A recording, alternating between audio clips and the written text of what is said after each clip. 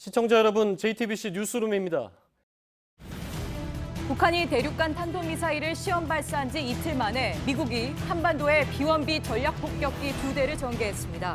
북한은 미국이 대북 정책을 바꾸지 않으면 탄도미사일 도발을 멈추지 않겠다고 위협했습니다. 청와대는 독자적인 대북 제재 수단까지 검토하고 있지만 인도적 지원만큼은 축소나 중단을 고려하지 않는다는 방침을 정했습니다. 그러나 미국이 북한과 거래하는 중국 기업을 제재하는 세컨더리 보이콧에는 동참하겠다는 입장입니다. 문재인 대통령이 사드 발사대 4기의 임시 배치를 지시한 것을 두고 정치권 반응은 엇갈렸습니다. 여당은 시의적절한 조치라고 평가한 반면 보수 정당들은 이번 기회에 사드 배치를 확정 지으라고 요구했습니다. 산업통상자원부의 통상교섭 본부장에 노무현 정부 때 한미 FTA 체결을 주도한 김현종 전 본부장이 임명됐습니다. 관세청장에는 이례적으로 검사 출신인 김영문 변호사가 임명됐습니다. 우리 의약품 시장 규모가 20조 원을 돌파했지만 신성장 동력인 제약 바이오 산업의 기초 체력은 여전히 부실합니다. 외형적인 성장에도 불구하고 기술 개발이 신약 생산으로 연결되지 못하고 있습니다. 정부는 우리 의약품의 시장 규모가 20조 원을 돌파했다고 최근 발표했습니다. 제약산업은 이처럼 블루오션으로 주목받고 있지만 속내를 보면 여전히 체력은 떨어집니다. 신약 생산은 미미하고 복제약을 만들거나 외국약을 수입해서 파는 그저 유통상 같은 제약회사 아직 많습니다. 그러다 보니 리베이트에만 매달리는 악순환 계속되고 있습니다. 이정엽 기자가 취재했습니다.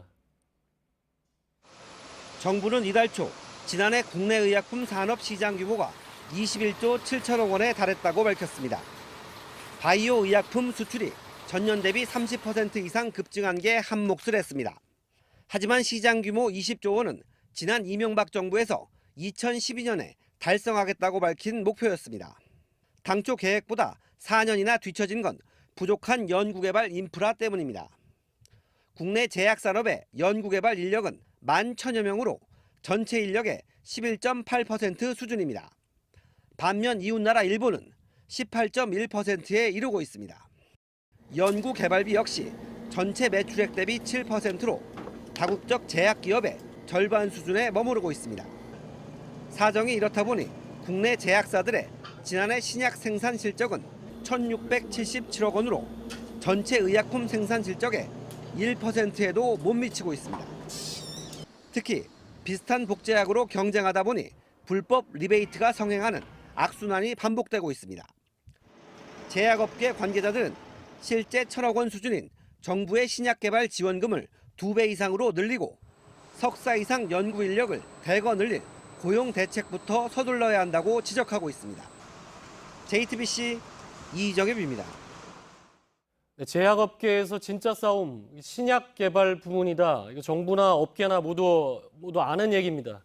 하지만 비용 때문에 국내 제약사들은 세계적인 기술력을 갖추고도 신약 개발에는 엄두를 내지 못하고 있습니다. 계속해서 조승현 기자입니다. 이 중소바이오 의약업체는 인간이 태어날 때부터 지니는 면역물질 VSF를 처음 발견했습니다.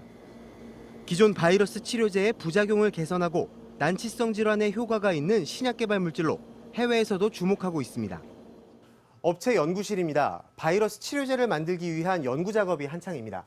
하지만 여기에서 나온 연구 성과를 가지고 이 업체가 직접 신약을 만들어 시장에 내놓긴 사실상 어렵습니다. 임상시험을 거쳐 완성품을 대량 생산하려면 1조 원에 이르는 거금이 필요하기 때문입니다.